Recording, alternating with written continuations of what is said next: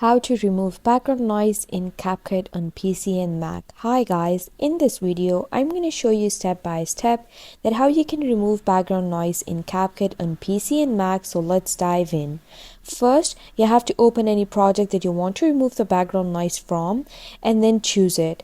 Once you choose the project, you have to go to the audio section, and in the audio section you'll find many options. You have to scroll down and here you'll find this noise reduction option. You have to simply turn it on, and once you turn it on by check marking this box and enabling it, it's going to remove all the background noises from your project.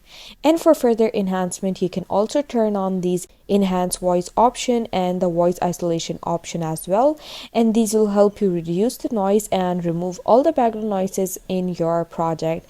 And that's a process that you can follow to remove background noise in CapCut on PC and Mac. And I hope you found the process easy and liked my video, and if you did, please don't forget to like and subscribe my channel.